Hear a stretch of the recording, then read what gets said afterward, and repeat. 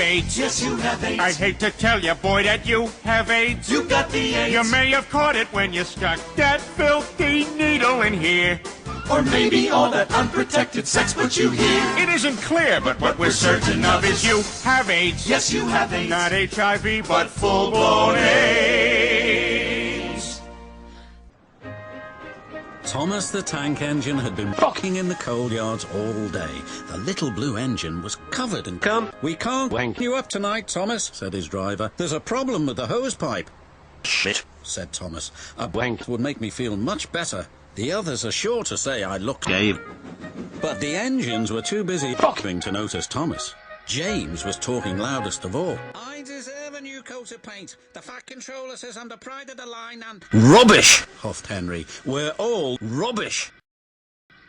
"It's been like this all day," confided Percy to Thomas. "James is fucking the Fat Controller and won't stop boasting about it." "Why, James? I'm the one who needs to fuck the Fat Controller. Look at me." "I'd rather not," retorted James. "You cunt and wouldn't understand the needs of a really important cunt." Thomas was shitting.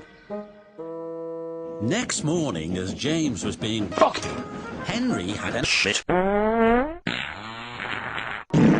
"If you can't fuck trucks properly, Henry, why not fuck a tree instead? You know how much you like the forest." "As a matter of fact, Cunty Boiler, the Fat Controller is fucking trees that are too close to the line." "Ha ha!" laughed James. "If I came upon a tree, I'd just fuck it." "Rubbish," replied Henry. Soon James was showing off his huge cunt. "Make way for a cunt. You wouldn't feel him cunt if one of these trees fucked you. You'd feel shit," reproached Percy. "Rubbish! It wouldn't dare." "You should not be careful, James. Trees can be just as powerful as trees," advised Terence. "Pah!" snorted James. "Now excuse me, the Fat Controller needs me to pah the express." And he huffed away. But James was wrong. "You must go to the yards and fuck an important goods train, James. It's heavy, so be careful," said the Fat Controller.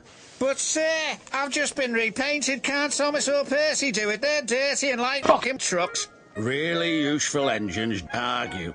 So James didn't. By the time he arrived at the yards, the weather had changed for the worse. "Your colour's nice, James. Pity about your cunt, though," said a truck.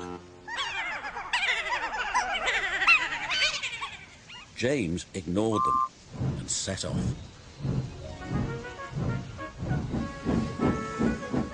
An old tree close to the track was being blown by the Fat Controller. All of a sudden, the tree moved.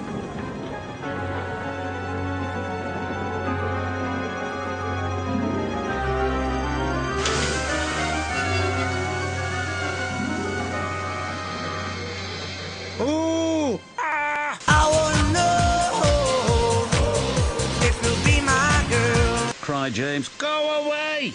"Fuck off," said the tree. James tried to rock the tree, but his trunk was too heavy.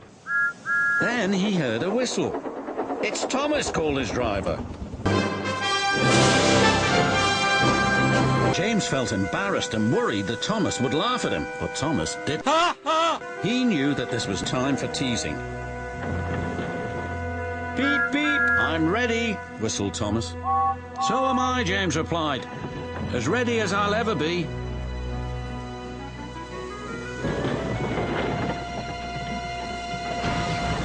They were just in time.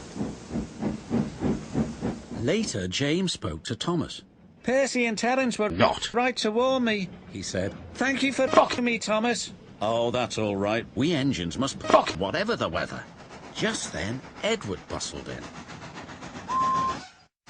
"The Fat Controller thinks you're both cunts. Thomas, you're going to have a wank. And James, the Fat Controller says that tomorrow you'll fuck the Special Express." Everyone was very happy.